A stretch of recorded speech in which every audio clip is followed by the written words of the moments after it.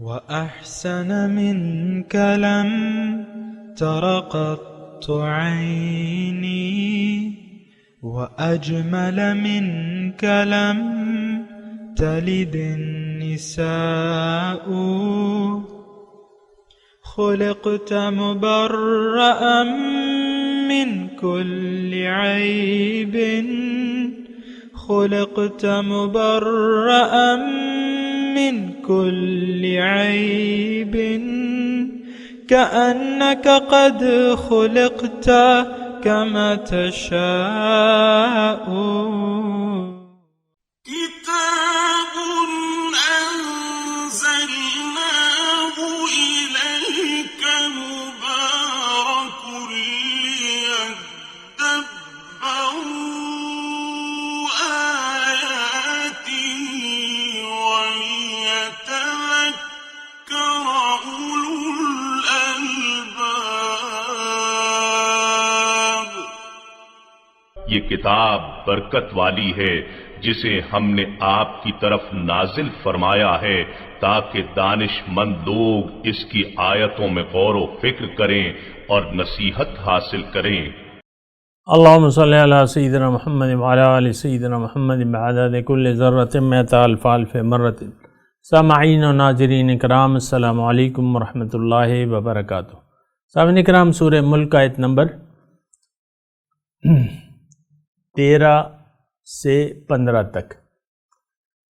آج کا موضوع کیا ہم بے مقصد زندگی گزار رہے ہیں، اس کے ساتھ آج کے سبق کا آغاز کرتے ہیں۔ سب سے پہلے گزشتہ سبق کا اعادہ ہوگا۔ وَقَالُوا لَوْ كُنَّا نَسْمَعُ أَوْ نَعْقِلُ مَا كُنَّا فِي أَصْحَابِ السَّعِيرِ۔ اور کہیں گے اگر ہم حق کو سنتے یا سمجھتے ہوتے تو ہم آج اہل جہنم میں شامل نہ ہوتے۔ فَاعْتَرَفُوا بِذَنبِهِمْ فَسُحْقًا لِأَصْحَابِ السَّعِيرِ۔ بس وہ اپنے گناہ کا اعتراف کر لیں گے، سو دوزخ والوں کے لیے رحمت الہی سے دوری مقرر ہے۔ ان الذين يخشون ربهم بالغيب لهم مغفرة واجر كبير۔ بے شک جو لوگ بن دیکھے اپنے رب سے ڈرتے ہیں ان کے لیے بخشش اور بڑا اجر ہے۔ سامعین کرام، سورہ ملک آیت نمبر 13۔ وَأَسِرُّوا قَوْلَكُمْ أَوِ اجْهَرُوا بِهِ، اور اگر تم اپنی بات پوشیدہ کہو یا ظاہر کہو، ظاہری طور پہ کہو یا پوشیدہ۔ انہو علیم بذات الصدور، بے شک وہ دلوں کے بھیدوں سے واقف ہے۔ الا یعلم من خلق، بھلا جس نے پیدا کیا وہ بے خبر ہوگا؟ یعنی نہیں۔ وہو اللطیف، اور وہ تو بہت لطیف یعنی باریک بین یا پوشیدہ باتوں کا جاننے والا، خبیر، ہر چیز سے آگاہ۔ بنیادی مضمون جو ہے وہ دعوت اللہ ہے، توحید ہے۔ ابھی تک تو مضمون توحید کا چلا رہا ہے کہ انسان جو ہے، انسان نے اللہ کے سوا اور معبود گھڑ لیے ہیں اور وہ باطل ہیں، یا زندگی کا مقصد انسان نے باطل کو ٹھہرا لیا ہے، حق کو نظر انداز کر کے باطل کو مقصد حیات بنا لیا ہے۔ اور باطل کیا ہے؟ حق کے سوا جو بھی ہے باطل ہے۔ اللہ حق ہے، اس کے سوا جو بھی ہے وہ باطل ہے۔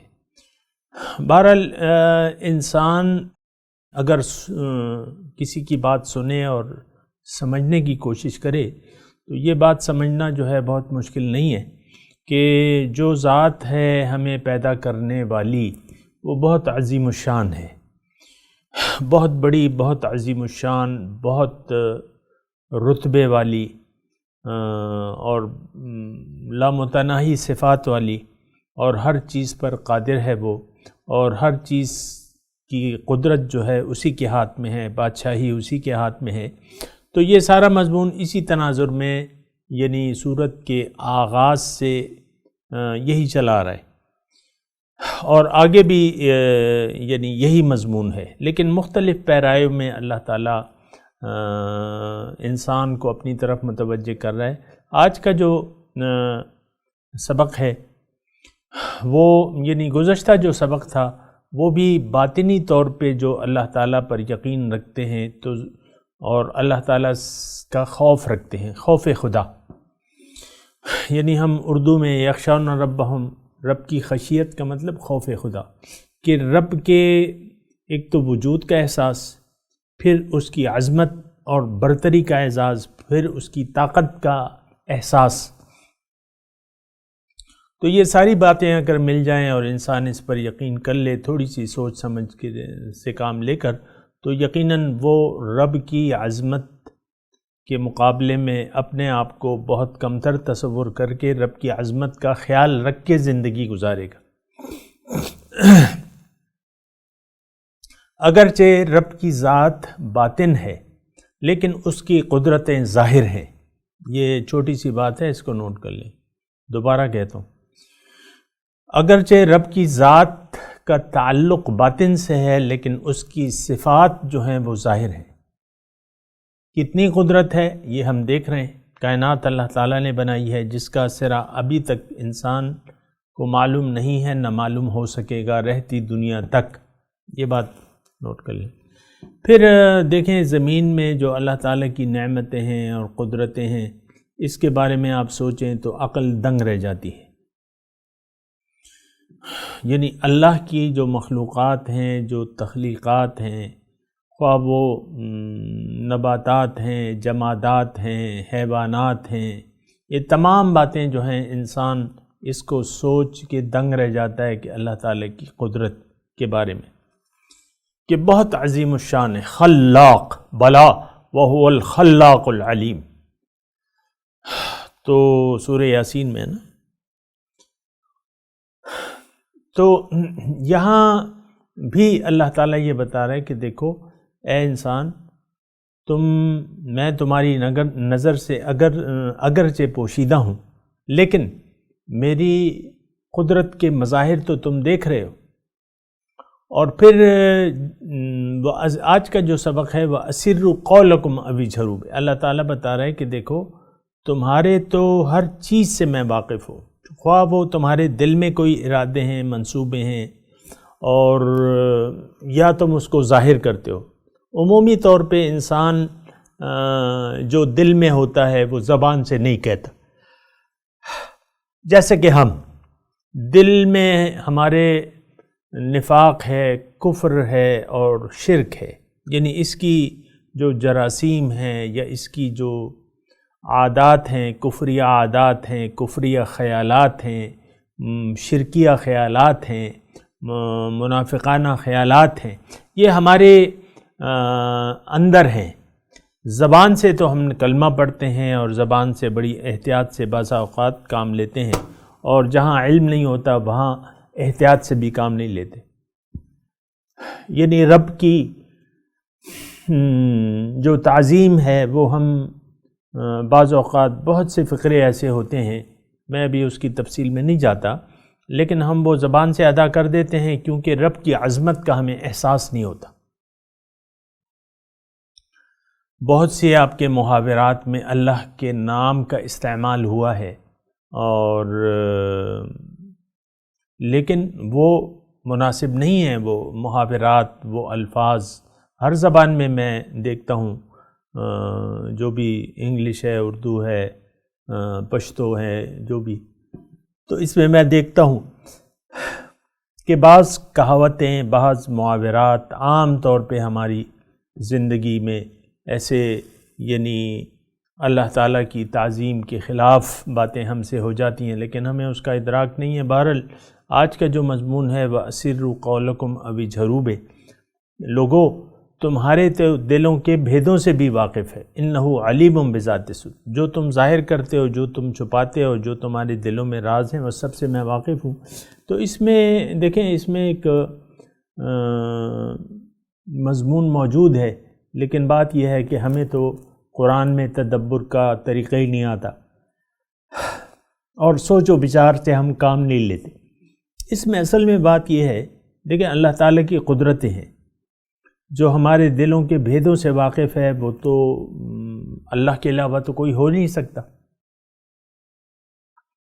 یعنی اللہ ہی ہے جو ہمارے دلوں کے بھیدوں سے واقف ہے۔ اب ہمارے دل میں کیا ہے؟ خیالات دنیا ہیں، اور دنیا بحیثیت مطلوب ہے، مقصود ہے، محبوب ہے، دنیا ہی ہمیں محبوب ہے، دنیا ہی ہمارا مقصود ہے، دنیا ہی ہمیں مطلوب ہے، یہ ہمارے دل میں ہے، دل کے، یعنی آپ اگر زبان سے نہیں کہتے لیکن دل میں تو ہے، یعنی اللہ کی عظمت کا احساس نہیں ہے، اور دنیا کی جو لالچ ہے وہ ہمارے دل میں کوٹ کوٹ کے بھری ہے۔ اور یہ میں اپنے آپ سے نہیں کہہ رہا، وَإِنَّهُ لِحُبِّ الْخَيْرِ لَشَدِيدٌ، شدید تو محبت ہونی چاہیے تھی، لیکن افسوس سے یہ کہنا پڑتا ہے کہ ہمارے دل میں ظاہر کی محبت جو ہے، خیر کیا ہے؟ خیر اصل میں تو باطنی ہے، لیکن ہم نے خیر سمجھ لیا ہے ظاہر کو، ظاہری انعامات ہوتے ہیں اللہ تعالیٰ کے، اور اگر وسعت عطا کر دیتا ہے اللہ تعالیٰ اپنے بندے کو تو یہ اس پہ خوش ہو جاتے ہیں، اور اگر تنگی آتی ہے تو پھر خفا ہو جاتے ہیں۔ یہ دلی طور پہ ایسا ہوتا ہے، بعض اوقات یہ اپنی زبان پہ خوشی یا غم کا اظہار تو نہیں کرتا، لیکن جو جیسے سورہ فجر میں ہے نا کہ وَإِذَا، یعنی یہ مضمون دوسری جگہ بھی ہے، وَإِذَا أَنْعَمْنَا عَلَى الْإِنسَانِ أَعْرَضَ وَنَأَىٰ بِجَانِبِهِ وَإِذَا مَسَّهُ الشَّرُّ فَذُو دُعَاءٍ عَرِيضٍ، یا وَإِذَا مَسَّهُ الشَّرُّ كَانَ يَئُوسًا کے الفاظ ہیں قرآن مجید میں، کہ جب انسان کو کوئی خیر پہنچتی ہے تو یہ اعراض کر لیتا ہے، مجھے بھول جاتا ہے، اور جب اس سے کوئی تکلیف پہنچتی ہے تو یہ مایوس ہو جاتا ہے یا لمبی چوڑی دعائیں کرنے لگتا ہے۔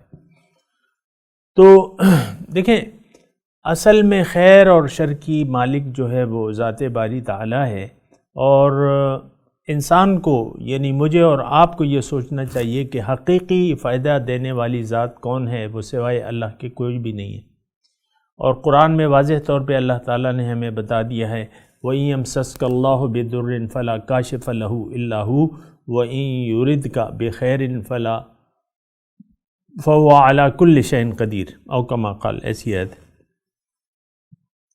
کہ اگر تمہیں اللہ تعالیٰ نقصان پہنچانا چاہے تو کوئی یعنی وہ مصیبت، وہ تکلیف تم سے کوئی ہٹا نہیں سکتا، اور اگر کوئی خیر دینا چاہے تو وہ ہر چیز پر قادر ہے۔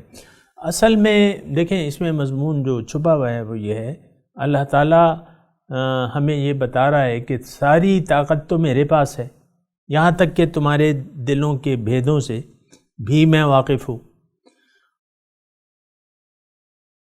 دوسری بات یہ ہے کہ تم کسی بات کو اپنی زبان سے بولو یا نہ بولو، مجھے معلوم ہے، مجھے معلوم بھی ہے، میں تمہاری ضروریات سے بھی واقف ہوں، اور میں تمہارا رب ہوں۔ تو ہونا یہ چاہیے کہ تم میری عظمت کا خیال کر کے میرے حکم کے سامنے سر جھکا دو، کیونکہ میں تمہارا خالق بھی ہوں، مالک بھی ہوں، رب بھی ہوں۔ تو یہ اس میں مضمون ہے۔ آگے الا یعلم من خلق وهو اللطیف الخبیر، وہی مضمون ہے کہ کیا آگاہ نہیں ہے وہ جس نے پیدا کیا، کیا وہ بے خبر ہے؟ یعنی نہیں، ایسا ہو نہیں سکتا۔ وَهُوَ اللطیف الخبیر، وہ بہت باریک بین ہے، اور اللہ تعالیٰ کے علم کی تو کوئی انتہا نہیں ہے۔ سامعین کرام، ایک بات مثال کے طور پہ، یعنی میرے دل میں جو کچھ ہے بھی نہیں ابھی، اور وہ آئندہ 20 سال بعد آنے والا ہے، مثال کے طور پہ عرض کروں، تو اللہ تعالیٰ اس سے واقف ہے۔ تو یعنی اس میں ایک مضمون یہ ہے کہ دیکھو رب حقیقی جو ہے وہ اللہ ہے تمہارا، جو تمہاری ہر ضرورت سے واقف ہے، اور وہ دینے والی ذات بھی ہے، اور وہ ہر چیز پر قادر ہے، لہٰذا تم اس کے سامنے اپنا سر جھکا دو۔ مضمون اصل میں چلا آ رہا ہے سامعین اکرام ناشکری کا، ناشکری کا مضمون چلا آ رہا ہے۔ وَلِلَّذِينَ كَفَرُوا بِرَبِّهِمْ عَذَابُ جَهَنَّمَ وَبِئْسَ الْمَصِيرُ، یہ سارا آپ دیکھیں ناشکرے لوگوں کا مضمون چلا آ رہا ہے، تو اس میں اللہ تعالیٰ شکر گزاری کی طرف ہمیں آمادہ کر رہا ہے کہ دیکھو میں ہر چیز سے واقف ہوں، تمہاری ضروریات سے بھی واقف ہوں اور تمہارے خیالات سے بھی واقف ہوں، اور تو لہٰذا تم ایسا نہ کرو کہ تم میرے علاوہ کسی اور سے تم مانگنے لگو یا کسی اور کو تم مدعا بنا لو اپنی زندگی کا، ایسا نہ کرنا۔ میں ہوں، اللہ تعالیٰ فرما رہا ہے میں ہوں، میں تمہارا خالق ہوں، میں مالک ہوں، میں تمہارا رب ہوں، اور میں تمہاری ضروریات پورے کرنے والا ہے۔ مجھی سے مانگو، مجھی سے خیر کی توقع رکھو، میرے عذاب سے ڈرو۔ تو اس میں اللہ تعالیٰ فرما رہا ہے کہ دیکھو مجھے تو معلوم ہے، وَهُوَ اللطیف الخبیر، لطیف کا معنی باریک بین، بہت باریکی سے بندے کے حالات کو دیکھتا ہے۔ یعنی یہ ایسی صفات ہیں سامعین کرام کہ اگر اس پر ہمارا یقین آ جائے تو ہماری زندگی میں ایک دم بدلاؤ آ جائے گا، پلٹ جائے گی، کایا پلٹ ہو جائے گی۔ لیکن یہ ہے کہ الفاظ کی گہرائی کو ہم سوچتے نہیں ہیں اور پھر سرسری طور پہ مطالعہ کرتے ہیں، تو اس سے تو وہ فائدہ نہیں حاصل ہو سکتا جو کہ حاصل ہونا چاہیے۔ اب آگے جو آیات آ رہی ہیں، هو الذی، پہلے میں ترجمہ سنا دیتا ہوں۔ هو الذی، اللہ وہ ذات ہے، جعل، جس نے بنائی ہے، لکم، تمہارے لیے، اردا، زمین، ذلولا، نرم، یعنی تابع، تمہارے تابع کر دیے زمین کو، فمشوا فی مناکبہا، تو اس کی راستوں میں چلو پھرو، وکلوا من رزقہ، اور اللہ کا دیا ہوا رزق کھاؤ، وَإِلَيْهِ النُّشُورُ، اور تمہیں اسی کے پاس قبروں سے نکل کر جانا ہے، نشور، دوبارہ زندہ ہونا ہے۔ امنتم، کیا تم بے خوف ہو، من فی السماء، اس ہستی سے جو آسمان میں ہے، ان یخسف بکم الارض، کہ تمہیں زمین میں دھسا دے، فاذا ہی تمور، اور وہ اس وقت حرکت کرنے لگے، یعنی زلزلہ آ جائے اور زمین پھٹ جائے اور تم اس کے اندر دھس جاؤ، تو اس بات سے تم بے خوف ہو۔ امنتم، چلیں اس پہ بات کرتے ہیں اللہ کی توفیق سے۔ هو الذی، اب یہ دیکھیں اللہ تعالیٰ اپنی نعمتیں بتا رہے ہیں انسان کے لیے۔ آپ کو میں نے گزشتہ سبق میں یہ بتایا تھا کہ اللہ تعالیٰ نے یہ کائنات انسان کے لیے پیدا کی ہے، انسان کو فائدہ دینے کے لیے، انسان کے لیے، انسان کی زندگی کی بقا کے لیے اللہ تعالیٰ نے یہ کائنات پیدا کی ہے۔ باقی تو تفصیلات ہیں، لیکن ہے اس کا بنیادی بینیفیشری جو ہے، فائدہ لینے والی ذات، وہ حضرت انسان ہے۔ میں ہوں اور آپ ہیں، اللہ تعالیٰ کا دیا ہوا رزق ہم کھاتے ہیں، اور اللہ تعالیٰ کے جو زمین ہے اس کو اللہ تعالیٰ نے ہمارے لیے نرم کر دیا ہے، یعنی ہمارے تابع کر دیا ہے، تو جہاں مرضی آئے آپ گھر بنا لیں، اور سمندر ہیں، دریا ہیں، پہاڑ ہیں، ہر قسم کے فائدے جو ہیں آپ اس سے حاصل کر رہے ہیں۔ آج یعنی تھر میں، آج مارچ کا مہینہ ہے، آپ کو معلوم ہے 2019، تھر میں کوئلے سے بجلی پیدا ہو رہی ہے، اور کوئلے کے اتنے ذخائر ہیں کہ سعودی عرب ہے اور ایک دوسرا ملک ہے، ابو ظہبی ہے یا جو بھی ہے، ان دونوں کو جتنی تیل ہے ان کے پاس، اس کے برابر جو ہے ہمیں پاکستان میں اللہ تعالیٰ نے کوئلہ دیا ہوا ہے۔ 2000 سال تک ہم 1 لاکھ، 2000 سال یا 200 سال تک، غالباً 200 سال ہے، BBC کی رپورٹ ہے، 200 سال تک 1 لاکھ میگا واٹ ماہوار بجلی ہم حاصل کر سکتے ہیں، اور اس کی کل لاگت جو ہے وہ 4 روپے فی یونٹ ہے۔ اب یہ کیا ہے؟ یہ اللہ تعالیٰ نے ہمارے لیے زمین کو، اب ہم زمین کو کھود رہے ہیں، زمین ہمیں کچھ کہہ تو نہیں ہے۔ آپ معمولی سی کیڑے کو چھیڑیں گے تو وہ آپ کو، یا مکھی کو چھیڑیں گے تو وہ آپ کو ڈنک لگائے گی، جو بھی چیز ہے۔ تو بلی کو آپ اگر پکڑنے کی کوشش کریں گے وہ آپ کو پنجہ مارے گی۔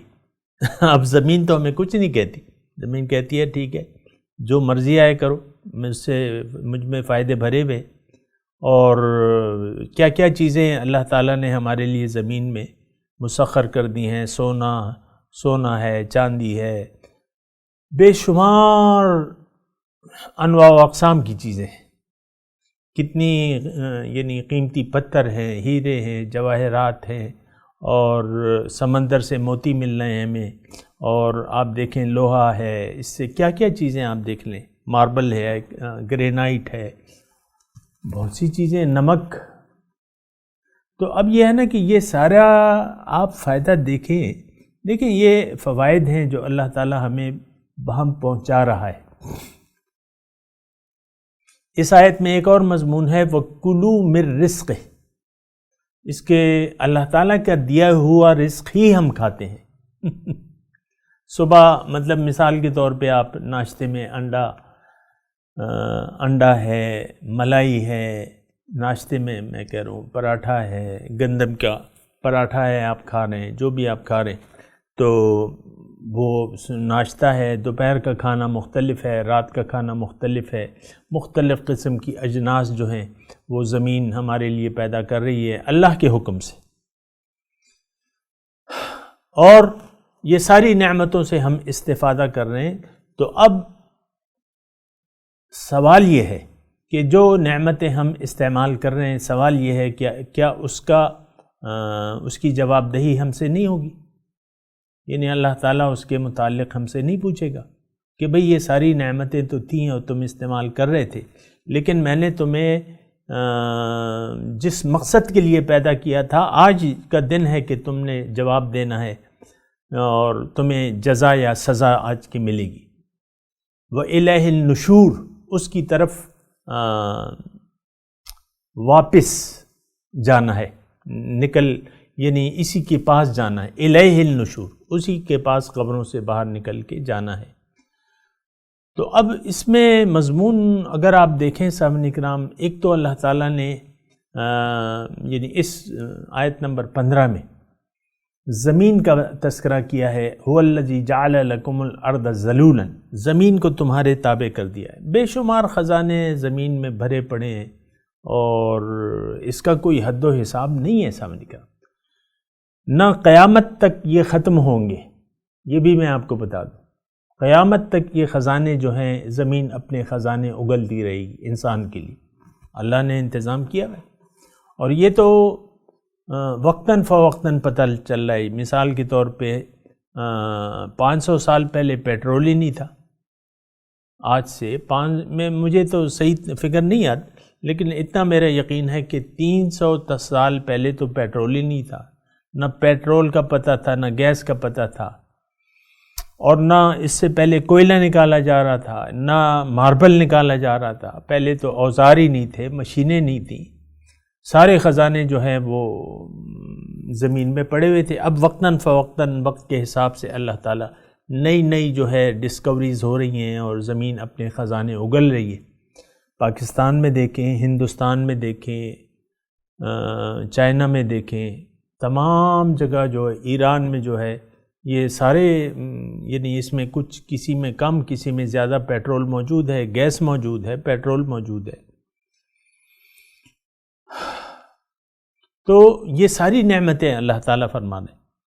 یعنی اللہ تعالیٰ اس میں فرما رہا ہے کہ دیکھو میری نعمتوں سے تم فائدہ بھی اٹھا رہے ہو، اور زمین میں تم جس طرح چاہے زمین میں نے تمہارے لیے مسخر کر دی ہے، اور پھر تمام رزق کے اسباب رزق جو ہے وہ تم دیکھ لو میں نے تمہارے لیے مہیا کی ہے. وَإِلَيْهِ النُّشُورُ، اب اس میں میسج اور مضمون یہ ہے کہ دیکھو تمہاری بات جو ہے دنیا میں آ کر ختم نہیں ہونی، بلکہ تمہاری زندگی اصل جو ہے شروع ہوگی موت کے بعد. یہ تو ایک عرصہ امتحان ہے. لِيَبْلُوَكُمْ أَيُّكُمْ أَحْسَنُ عَمَلًا، جیسا کہ اس صورت کے آغاز میں اللہ تعالیٰ نے ہمیں بتایا کہ یہ خلق الموت والحیات لِيَبْلُوَكُمْ، یہ ابتلا ہے، آزمائش ہے. لیکن یہاں تم نے آ کے غفلت میں زندگی نہیں گزارنی. تم نے سننا ہے، پھر اس پہ سوچنا ہے، سمجھنا ہے، حق کو منزل بنا کے حق کے راستے پر گامزن ہونا ہے تم، اور اللہ تعالیٰ کی نعمتوں کا شکریہ ادا کرنا ہے، ناشکری نہیں کرنی. اگر ناشکری کرو گے تو اس قسم کے آگے جو ہیں عذابات کا تذکرہ ہو رہا ہے، وہ انشاءاللہ اگلے سبق میں انشاءاللہ کریں گے. لیکن آج کا جو مضمون ہے وَإِلَيْهِ النُّشُورُ، اسی کی طرف اٹھنا ہے، یعنی مرنے کے بعد دوبارہ اٹھنا ہے. یہ وہ نظریہ ہے جو کہ اس کو ہم مانتے نہیں ہیں عملی طور پہ، لیکن یہ ہمارے یعنی دین کی اساس ہے کہ دوبارہ اٹھنا ہے اسی کی طرف. یعنی مرنا ہے اور مرنے کے بعد دوبارہ زندگی اللہ تعالی ہمیں دے گا، اور پھر ہمارے ساتھ سوال و جواب ہوگا، اور اگر ہم نے زندگی بامقصد گزاری ہے تو ہمیں ہمارا مقصود بھی مل جائے گا، اور اگر بے مقصد زندگی گزاری ہے جیسے کہ آج ہم اپنی زندگی بے مقصد گزار رہے ہیں تو اس کی ہمیں سزا ملے گی. ایک تو وہ مقصود حاصل نہیں ہوگا، دوسری ہمیں سزا بھی ملے گی. لیکن یہ دونوں باتیں ہیں. مقصود اللہ کی ملاقات. اب اللہ کی ملاقات کا اہل کون ہوگا؟ جس نے دنیا میں اللہ کی ملاقات کی تیاری کی ہوگی اور دنیا کی زندگی اللہ کی ملاقات کے لیے گزاری ہوگی، یعنی اس کی تیاری کے لیے. اور جو لوگ جیسا کہ ہم اللہ کی ملاقات کے امیدوار نہیں ہیں، اور تو پھر ہم جد و جہد بھی نہیں کرتے. عام طور پہ یہ بات نوٹ کر لیں کہ ہم دنیا کے لیے تو تیاریاں کر رہے ہیں اور دنیا کے لیے تو کوششیں کر رہے ہیں، لیکن آخرت کے لیے تیاری جو ہے، حقیقی تیاری، وہ صفر ہے، بالکل صفر ہے. یعنی جو ہم کر رہے ہیں وہ تو ہماری خواہشات نفس ہیں، جو نماز، روزہ، حج، زکوٰۃ بنا کسی مقصد کے، اور اس میں للہیت نہیں ہے، خلوص نہیں ہے. تو لیکن باقی زندگی تو ہم دنیا کے لیے گزار رہے ہیں. تو بہرحال یہ سارے مضامین ہیں، سوچنے کی ضرورت ہے. میں تلاوت کرتا ہوں، میرے ساتھ دہرائیے. اعوذ باللہ من الشیطان الرجیم، بسم اللہ الرحمن الرحیم. وَأَسِرُّوا قَوْلَكُمْ أَوِ اجْهَرُوا بِهِ، اور تم اپنی بات آہستہ کرو یا آواز سے. انہو علیم بذات الصدور، بے شک وہ دلوں کے بھید جانتا ہے. الا یعلم من خلق، کیا نہ جانے وہ جس نے پیدا کیا ہے. اچھا، یہ میں تلاوت پہلے آپ کو کہتا ہوں، بعض اوقات غلطی ہو جاتی ہے. تلاوت کرے وَأَسِرُّوا قَوْلَكُمْ وَاجْهَرُوا بِهِ إِنَّهُ عَلِيمٌ بِذَاتِ الصُّدُورِ أَلَا يَعْلَمُ مَنْ خَلَقَ وَهُوَ اللَّطِيفُ الْخَبِيرُ. هُوَ الَّذِي جَعَلَ لَكُمُ الْأَرْضَ ذَلُولًا فَامْشُوا فِي مَنَاكِبِهَا وَكُلُوا مِن رِّزْقِهِ وَإِلَيْهِ النُّشُورُ. جی ترجمہ سنا دیں. وَأَسِرُّوا قَوْلَكُمْ أَوِ اجْهَرُوا بِهِ إِنَّهُ عَلِيمٌ بِذَاتِ الصُّدُورِ أَلَا يَعْلَمُ مَنْ خَلَقَ. وَأَسِرُّوا قَوْلَكُمْ أَوِ اجْهَرُوا بِهِ، تم اگر بات اپنی آہستہ کہو یا آواز سے. انہ علیم بذات الصدور، بے شک وہ دلوں کے راز جانتا ہے. الا یعلم من خلق، کیا نہ جانے وہ جس نے پیدا کیا. وہو اللطیف الخبیر، اور وہ دلوں کے بھیدوں سے واقف ہے. والذی جعل لکم الارض ذلولا، اللہ تعالیٰ وہ ذات ہے جس نے زمین کو تمہارے لیے نرم کیا، تابع کر دیا. فَامْشُوا فِي مَنَاكِبِهَا، تو اس کے راستوں میں چلو. وَكُلُوا مِن رِّزْقِهِ، اور اللہ کی روزی میں سے کھاؤ. وَإِلَيْهِ النُّشُورُ، اور اسی کی طرف اٹھنا ہے. اب ان آیت کی تلاوت اور ترجمہ. وَأَسِرُّوا قَوْلَكُمْ أَوِ اجْهَرُوا بِهِ إِنَّهُ عَلِيمٌ بِذَاتِ الصُّدُورِ. Whether you keep your words secret or declare them, he is aware of the inner thoughts. ألا يعلم من خلق وهو اللطيف الخبير. Would he not know? He who created, he is the refined, the expert. هو الذي جعل لكم الأرض ذلولا فامشوا في مناكبها وكلوا من رزقه وإليه النشور. It is he who made the earth manageable for you, so travel its regions and eat of his provisions. To him is the resurgence. اس کے ساتھ ہی آج کے درس کا وقت اختتام کو پہنچا. انشاءاللہ اگلے درس میں ملاقات ہوگی. وآخر دعوانا ان الحمدللہ رب العالمین. والسلام علیکم ورحمۃ اللہ وبرکاتہ.